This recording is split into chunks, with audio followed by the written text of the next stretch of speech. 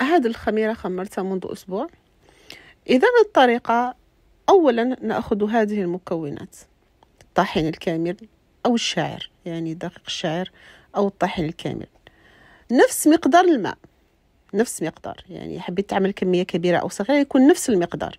قبسة من الملح، نضيف لها حبة تمر أو حبة من شريحة التين أو العنب المجفف اللي هو الزبيب، أو نضيف التفاح، نأخذ يعني قطعة ونهرسها لأن فيها يعني مخمرات جد صحية، أو نضيف مادة اللبن اللي هي كذلك مصنوعة في البيت، راح نعطيكم الطريقة كذلك.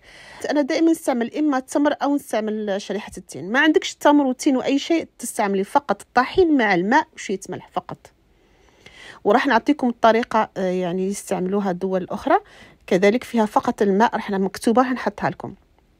إذن أنا استعملت الآن الطحين، كمية الطحين بنفس كمية الماء، يعني ماء الحنفية، نضيف لها كما قلنا الشريحة هذه ونخلطوا كل مع بعض ونخليوها يعني تتخمر مفتوحة مدة 3 ساعات، وبعدها نغطيو عليها. وكل يوم ناخذ مقدار مثلا 1/4 من الكمية، إما نستعملوه ولا ونضيفوا مقدار اللي حذفناه من الماء والطحين ونخلطوه. احنا نقولوا لها هذه تغذية الخميرة. يعني أنا اليوم لما شفت الخميرة هذيك راح أخذ منها مقدار، إما تحبي ترميه أو تستعمليه.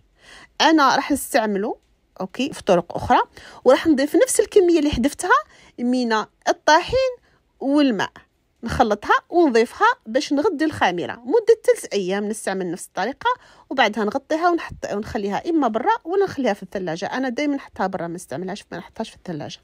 إذن نستعمل يعني راح نستعملها للخبز وراح نستعملها للحريرة.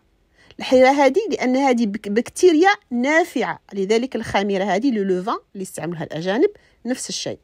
إما تستعملها للمخبوزات أو تستعملها للشوربة أو الحريرة. هذه البكتيريا هي البكتيريا النافعة اللي تحميك من انتفاخات، من الغازات، من البصل، من الثوم، من البقوليات اللي تعمل المغص والانتفاخات. كانت معكم اسألوا نريم.